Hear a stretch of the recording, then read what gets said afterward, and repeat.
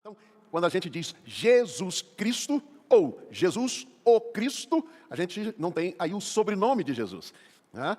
Na época, o sobrenome normalmente seria filho de fulano. Então, por exemplo, Simão Bar Jonas. O que significa Bar Jonas? Filho de Jonas. Então, o pai dele se chamava Jonas, né? Ou se ligava ao nome. Jesus, por exemplo, é muito conhecido como Jesus de Nazaré, de onde ele era, né? Jesus de Nazaré. Enfim, todos esses temas nos falam sobre Jesus Cristo, seus títulos cristológicos. Eu digo para os irmãos, para mim está sendo uma experiência muito gostosa rever, né, isso que eu estudei talvez lá na época do seminário, em outros momentos também do ministério, né, já 43 anos, né, no ministério. Mas eu confesso que é sempre bom rever e voltar a essas temáticas, não é? Por exemplo, do Filho do Homem, que foi o título predileto de Jesus. Ele usou mais vezes este título para se referir à sua pessoa e à sua obra, não é? Então, no domingo passado, quando a gente viu o Messias, a gente viu que o sumo sacerdote perguntou a Jesus: conjuro-te por Deus que digas se tu és o Cristo, o Filho de Deus. Perguntou o sumo sacerdote. Quando ele perguntou o Cristo, nós vimos no domingo passado, que se referia a um Messias político.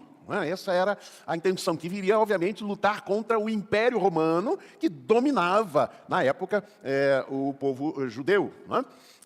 E, enfim, Jesus responde: vereis em breve o Filho do Homem vindo sobre as nuvens com poder e glória. Então, hoje de manhã, a gente viu o que significa isso. Hoje à noite, nós vamos, então, para a sétima reflexão sobre este tema. Quem é Jesus? Né? E eu gosto sempre de iniciar perguntando para que a gente vá respondendo aí no coração. Quem é Jesus para você?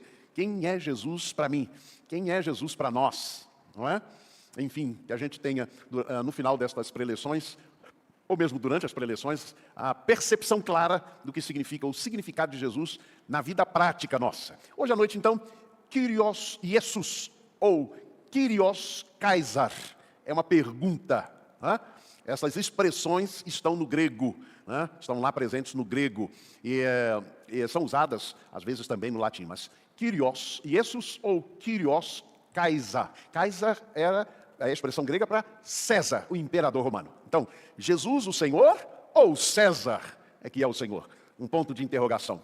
A soberania inegociável de Jesus o Senhor em um mundo de poderes concorrentes. Vamos ler o texto de Filipenses, capítulo 2, versículos 9 a 11.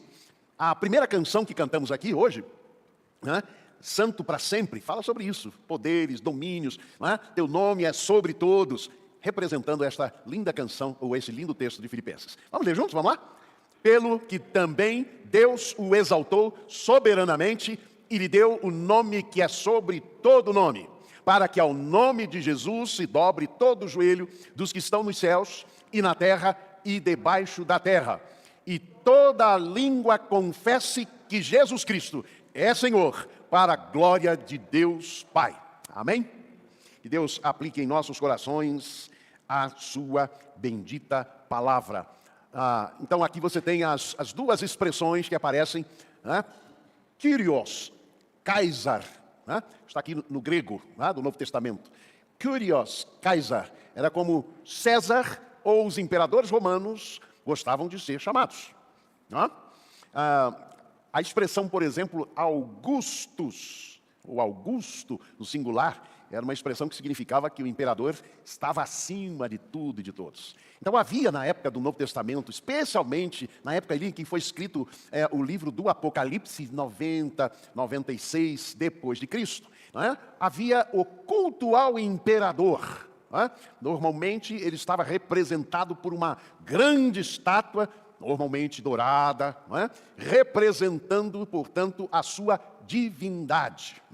A ideia de sublime, Augustus, tudo isso dava a ideia de que o imperador era considerado um deus. Não era semideus, não, era Deus mesmo, né? E então, a grande pergunta é essa. Vocês têm nesta imagem aqui uma estatueta do imperador, né? E as pessoas ali em volta, meio que sem saber a quem adorar. Alguns estão adorando o imperador, né? Outros no centro estão ali adorando o Cristo vivo, Kyrios Jesus. né? Enquanto que do outro lado a gente tem grandes edifícios, alguma coisa representando inteligência artificial, né? Tecnologia, né? Poder, riqueza, tudo isso também pode ser um Deus. Pode ser um Deus. Tanto hoje à noite, esse é o grande desafio em que somos chamados a tomar uma decisão. Nós vivemos em um mundo em que constantemente nos convida a dobrar os nossos joelhos diante de outros senhores. O dinheiro, poder, a fama, tecnologia, sistemas políticos e ideologias. Tudo isso está presente em nosso tempo.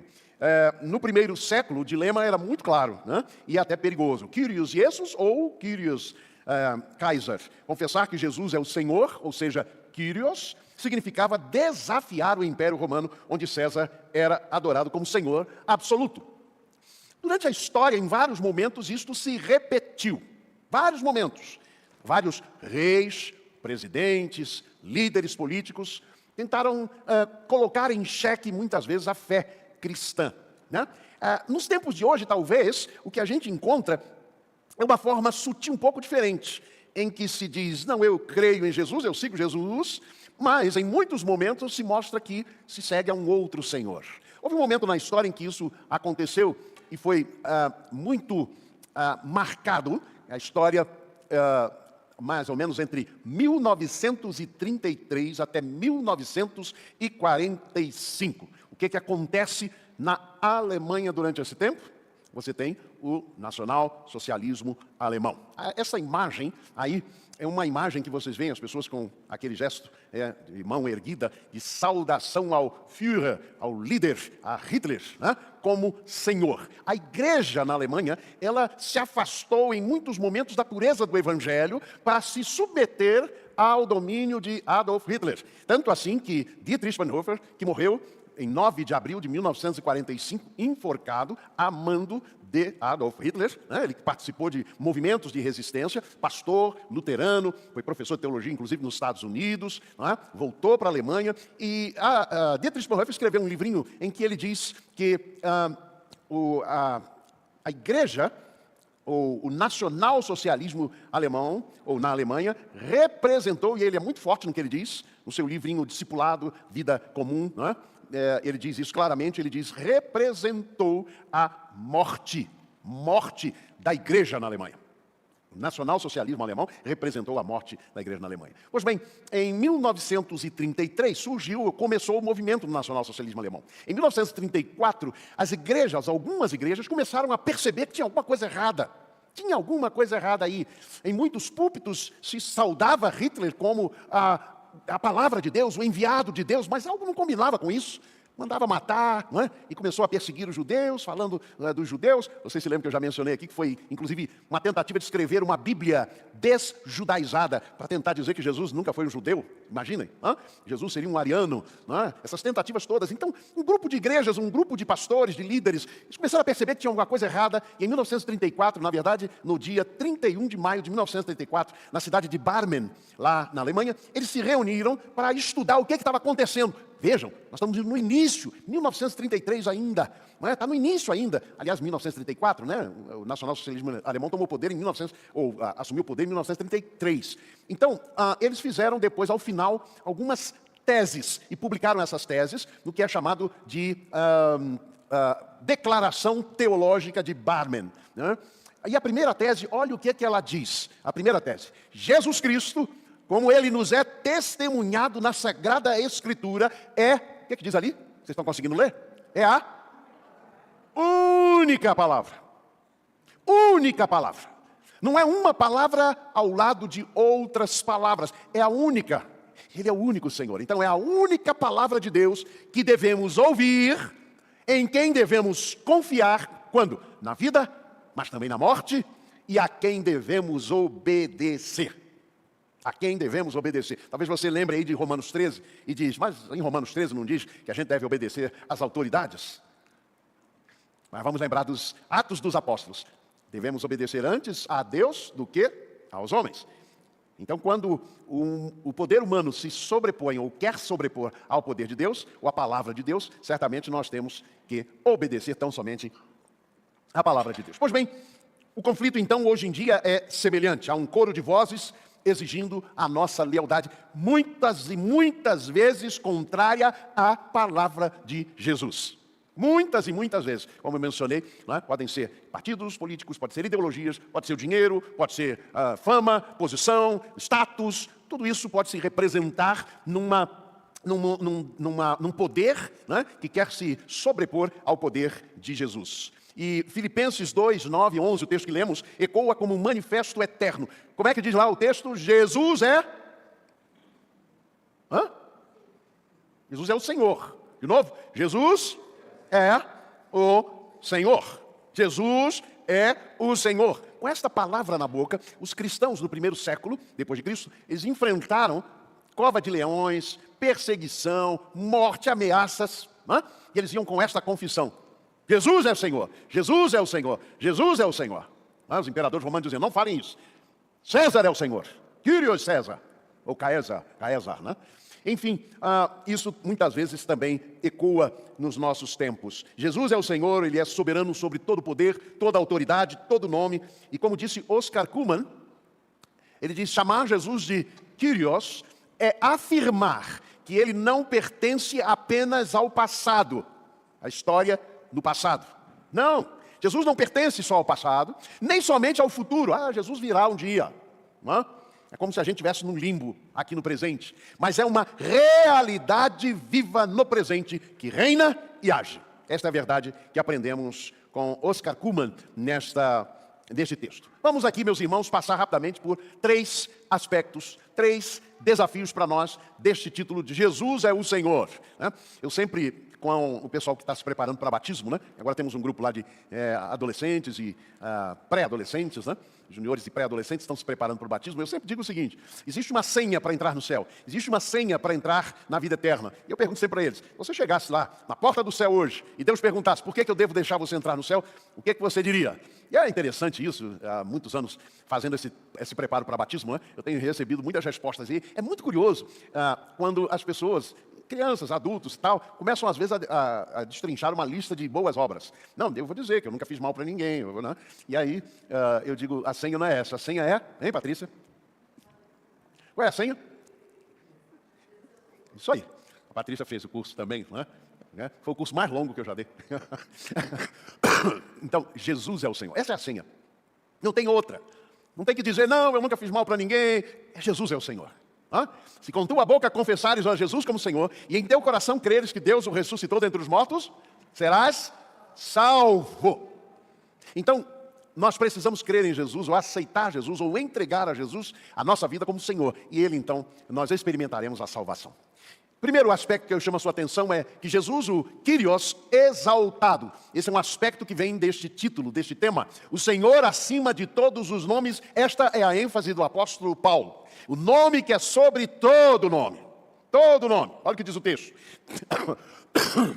Deus o exaltou soberanamente e lhe deu o nome que é sobre todo nome. Filipenses capítulo 2, versículo 9. Deus o exaltou soberanamente e lhe deu o nome que é sobre todo nome. Então, após a humilhação da cruz, Deus exaltou Jesus. Não é? Ele foi exaltado soberanamente. Portanto, o título Kyrios não é um título enfeite teológico, digamos assim, mas é uma proclamação da soberania absoluta de Jesus sobre toda a autoridade, sobre todo o poder. Não é? É uma soberania universal. Ora, essa exaltação é o cumprimento do Salmo 110. Nós falamos, no domingo passado, creio eu, nós falamos sobre Jesus citando o Salmo, foi domingo à noite, citando o Salmo 110. O que diz o Salmo 110 ali? Disse o Senhor ao meu Senhor: assenta-te à minha direita, até que eu ponha os teus inimigos debaixo dos teus pés. Então, esse texto foi citado por Jesus para se referir a Ele mesmo, ao Cristo, ao Messias, ao profeta, ao sumo sacerdote, a toda essa autoridade que vem do nome de Jesus. Pergunto a você nesta noite: quem é que está ocupando o trono da sua vida hoje? Eu gosto muito de uma canção dos Vencedores por Cristo, não é? Que diz assim: se ele não for o primeiro, não passa de uma... O que eu falei? Sim. É para ver se vocês estavam prestando atenção. Os arautos, não é? Isso, eu falei arautos. Obrigado, Benio. Vice-presidente tem que ser assim, gente. Né? Ficar com pastor mesmo quando ele está errado. Brincando. Então, essa canção diz para mim algo muito profundo. Se ele não for o primeiro, não passa de uma canção ou de uma ilusão. Mas não é só o primeiro, não, gente. Ele precisa ser o único. Ele precisa ser o único em nossas vidas. Então, quem está ocupando o trono da sua vida? É Jesus? Ou talvez outras questões, outros senhores, outros Césares, né? Que áreas ainda não estão rendidas ao senhorio de Jesus? Finanças, né? Relacionamentos, tempo, prioridades. É como se fosse uma casa e nós convidássemos Deus para entrar em nossa casa. E a gente mantivesse um cômodo trancadinho. E a gente dissesse para Deus aqui não, Senhor. Aqui é só eu que entro. Né? Quando abrimos a nossa casa para o Senhor, para Ele entrar, precisamos abrir todos os cômodos e todas as áreas da nossa vida. Segundo aspecto é que o senhorio de Cristo no presente. O Kyrios que continua agindo. Esta era a convicção da igreja nos primeiros tempos. Interessante que este tema, Senhor, vai aparecer muito pouco na própria boca de Jesus. Hoje pela manhã eu mencionei que o tema, o Filho do Homem, o título Filho do Homem, era o título predileto de Jesus.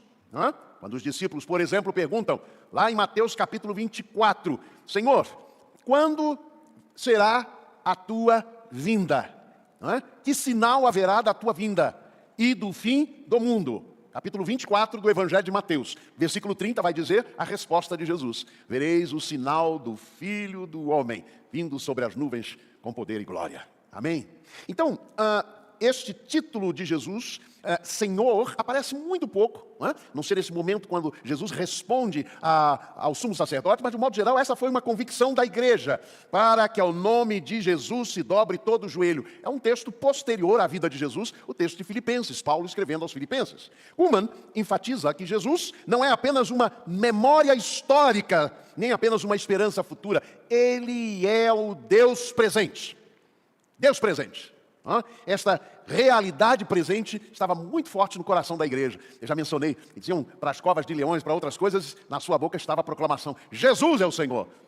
Não abrimos mão, não desistimos de Jesus, não seguimos a outros senhores, seguimos só a Jesus. E aí, na boca da igreja surgiu uma expressão nova, Maranata. O que significa Maranata?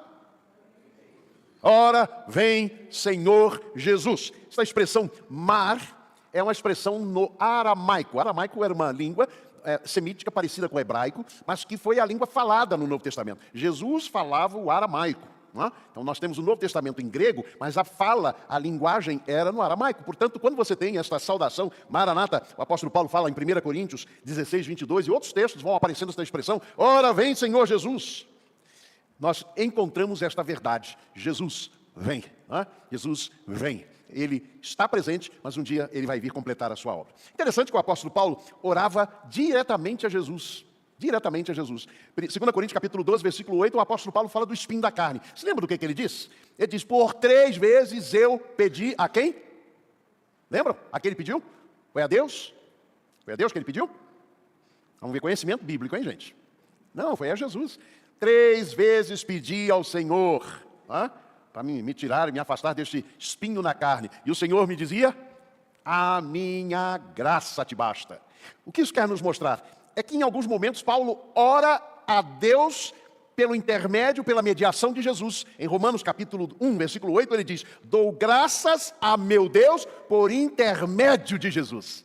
Então Jesus mediador, da intercessão da igreja. Nós vimos domingo passado que o aspecto de Jesus como o Cristo tem também a ver com essa intercessão junto ao Pai. Ele está intercedendo por nós. Nós não estamos só, gente. Não estamos sozinhos agora neste mundo. Você não está passando as dores que talvez esteja passando sozinho. Jesus está aqui com você. Jesus te acompanha. Amém? Ele está presente. Então Paulo ora diretamente a Cristo, mas em outros momentos ele ora a Deus por intermédio de Jesus. Sempre, sempre, Jesus presente. Jesus intervindo, ouvindo e intervindo na nossa realidade. Aplicação desta verdade do senhorio de Jesus no presente. Como você tem experimentado o senhorio de Cristo no seu dia a dia? Como é que você tem experimentado isso? Ele governa as suas decisões, as suas escolhas, os seus planos? Sim ou não? Não é para responder em voz alta, é para responder no seu coração. Ele é a voz que orienta as suas prioridades. Vocês se lembram que tem um livro que foi escrito porque uma comunidade cristã lá nos Estados Unidos, um dia eles decidiram o seguinte: nós não vamos fazer mais nada sem antes perguntar em meus passos que faria Jesus. Quem já leu esse livro? Algumas pessoas, né? Já leram esse livro. Livro antigo, nem me lembro agora a data da primeira publicação. E aquela igreja experimentou ao mesmo tempo desafios enormes, mas ao mesmo tempo experimentou a glória de ver Jesus atuando. Então perguntaram a Jesus, em meus passos, o que é que faria Jesus?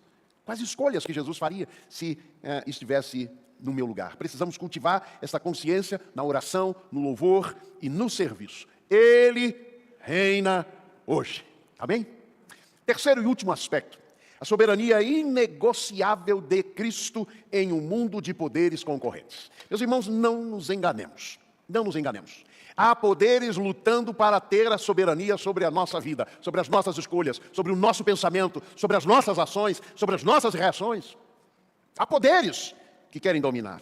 Filipenses capítulo 2, 11 diz: e toda língua confesse que Jesus Cristo é o Senhor para a glória de Deus Pai. No Império Romano, confessar Kyrios e Jesus significava negar Kyrios Caesar. Significava negar que César tinha a autoridade absoluta sobre a vida deles, dos cristãos. Hoje nós somos chamados a viver esta confissão contraculturalmente. Contraculturalmente, porque a nossa cultura, a tendência não é cristã, não é a afirmação da soberania e do senhorio de Jesus, não. As ideologias, são os partidos, tudo isso está presente em nossos dias. Os primeiros cristãos eram perseguidos porque se recusavam a confessar que César é que era o Senhor das suas vidas. Eles morriam por isso, sofriam por isso, mas eles jamais pensaram na hipótese de negar Jesus para receber as benesses do imperador. A história de João, o apóstolo, ele foi mandado para o exílio na ilha de Patmos. Interessante quando você conhece a ilha de Patmos hoje em dia, né? E normalmente você vai no verão, uma coisa linda de morrer, né? E quando foi a primeira vez à ilha de Patmos, eu fiquei olhando e falei, mas não é possível que isso aqui era o exílio de João. Negócio lindo desse, um mar bonito, né? Só que ali não tem água potável. A água tem que chegar de fora. E João estava exilado. João perdeu os seus bens. Não era um homem rico, mas perdeu a liberdade, perdeu os seus bens, perdeu toda a sua vida ali exilado. De lá ele foi escrevendo o livro do Apocalipse. Ele foi escrevendo as igrejas na Ásia, as 7 igrejas na Ásia. Né?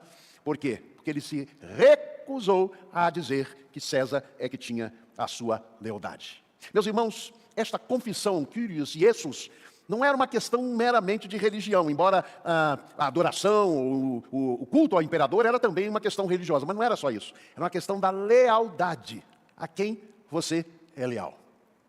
Quem merece a sua lealdade? Interessante que Paulo, escrevendo aos Coríntios, ele fala sobre uma briga que estava havendo na igreja de Corinto. Né? Que estava aquela disputa. Eu sou de Paulo, eu sou de Apolo, eu sou de Pedro, né? Eu sou de Cefas. Cefas é Pedro. Então eles estavam disputando ali. Quem é que manda aqui? A quem eu vou seguir?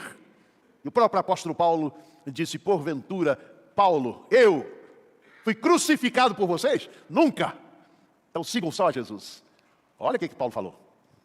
Nem mesmo ele merecia esta lealdade. No mundo moderno, os Césares são outros. Ideologias políticas, consumismo. Tem gente que está entregue ao consumismo. O consumismo é o seu Deus.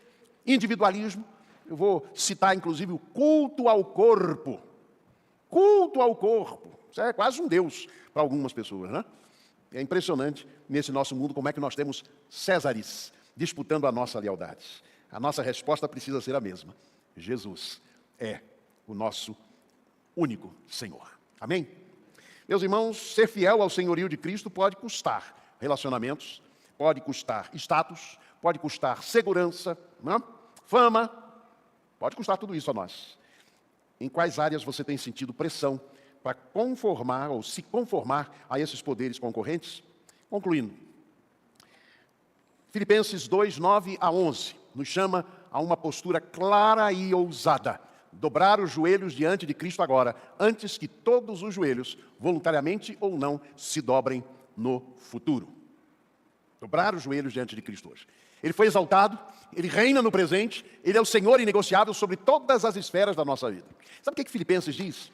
Ele diz que um dia, todo joelho se dobrará. toda língua confessará que Jesus é Senhor, para a glória de Deus Pai. Meus irmãos, sabe o que isso significa? Todos aqueles seres humanos, homens, que detêm hoje o poder, todos eles, primeiro que vão passar dos seus poderes, né? Mas todos eles terão que comparecer diante de Jesus, dobrar os seus joelhos e dizer: Jesus é Senhor. E até mesmo aquele personagem, que muitas vezes não se quebra e não se dobra, um dia, diz Filipenses, vai dobrar os seus joelhos também e vai dizer. A gente vai ouvir, talvez estejamos lá presentes, né? Eu espero que sim. A gente vai ouvir Deus dizer, ou Jesus dizer: Satanás, confesse Jesus como Senhor. E ele vai confessar. Jesus é autoridade e poder sobre todos e acima de todos. Esta é a verdade. Hoje, diante dos altares modernos que nos cercam, a pergunta ainda continua: Kyrios Jesus ou Kyrios Kaiser? Jesus não pertence apenas ao passado e nem apenas ao futuro, mas é uma realidade viva no presente que reina e age. Que diante dos desafios, dos poderes concorrentes que querem dominar a nossa vida, que a gente possa confessar: Jesus Cristo é o Senhor. Que Ele nos abençoe. Amém. Glória para sempre ao Cordeiro de Deus, a Jesus o Senhor, ao Leão de Judá, a raiz de Davi que venceu, e o livro abrirá. Apocalipse capítulo 5 diz isso. Vai dizer isso. Vamos cantar de pé esse cântico?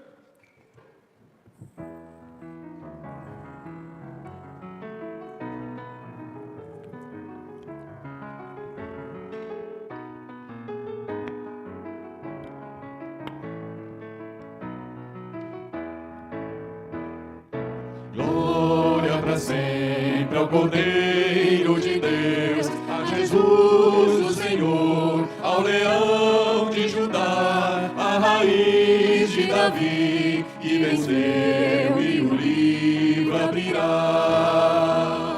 O céu, a terra e o mar, e tudo que neles há, o adorarão e confessarão: Jesus Cristo é o Senhor. Ele é o Senhor. Ele é o Senhor. Ele é o Senhor. Ele é o Senhor. Ressurreto dentre os mortos. Ele é o Senhor. Todo joelho se dobrará, toda língua confessará que Jesus Cristo é o Senhor. Ele é o Senhor. Ele é o Senhor. Ele é o Senhor. Ele é o Senhor. Ressurreto dentre os mortos. Ele é o Senhor. Todo joelho se dobrará, toda língua confessará que Jesus Cristo é o Senhor. Jesus é o Senhor. Amém. Fale comigo. Jesus é o Senhor. Não esqueça, Jesus é o único Senhor. Deve ser o único Senhor na minha vida, na sua vida. Pai, muito obrigado por Jesus. Obrigado pela vida que por meio de Jesus nós ganhamos. Obrigado, Senhor, porque o senhorio de Jesus significa vida e vida abundante. Obrigado, Senhor, pelas bênçãos deste senhorio em nós. Ajuda-nos a viver a cada dia neste mundo, diante de poderes concorrentes que lutam para ter a nossa lealdade, para que nós possamos, Senhor, sempre afirmar e reafirmar: a única soberania sobre nós é Jesus. Tome em tuas mãos a cada um de nós, ajuda-nos durante essa semana que reflitamos este senhorio de Jesus em cada área da nossa vida, no local de trabalho, em casa, nos afazeres domésticos e, enfim, nos relacionamentos com os outros, que em todos os momentos possa se refletir este senhorio de Jesus em nós. Obrigado, Senhor. E que o amor de Deus, o nosso Pai, que a graça de nosso Senhor e Salvador Jesus Cristo, que a comunhão e as consolações do Espírito Santo de Deus sejam conosco e conosco permaneçam agora e para sempre. Amém e amém. Amém? Pode sentar. Jesus é o Senhor? É o seu Senhor? Sim? Amém? Então diga, Jesus é o seu Senhor? Amém, amém. Que Deus abençoe, portanto, a todos nós, que nos dê uma semana feliz, abençoada. Nós estamos planejando ainda para o mês de setembro os batismos, né? Então nós estamos só com uma dificuldade de achar um dia. Então, essa semana a gente deve definir. Pode acontecer num sábado, mas a probabilidade melhor, já que não temos nenhum feriado durante a semana, até o dia 20 de novembro, né? Mas, enfim, novembro já é um pouco tarde. Então, provavelmente, a gente pode fazer aquilo que fizemos no mês de agosto, um culto também externo, no domingo, dia 28, provavelmente. Estão vendo isso aí, mas eu vou definir depois, mando para vocês, tá bom? Vamos orar uns pelos outros, orar pelos nossos irmãos enfermos, aqueles que estão se recuperando. Uma Maria, que está enfrentando esse desafio agora na saúde, vamos acompanhá-la com nossas orações, e, enfim, também procurando dar um telefonema uns para os outros, não é procurar saber da saúde uns dos outros, tá bom? Deus abençoe, portanto, a todos nós e nos dê uma semana de paz e alegria. Jesus virá outra vez aqui, Jesus virá mais uma vez aqui, e todos juntos em um só louvor, cantemos juntos, Ele é o nosso Senhor. Jesus virá outra vez aqui, Jesus virá mais outra vez aqui, e todos juntos em um só louvor, cantemos juntos, Ele é o nosso Senhor. Amém. Ô, glória.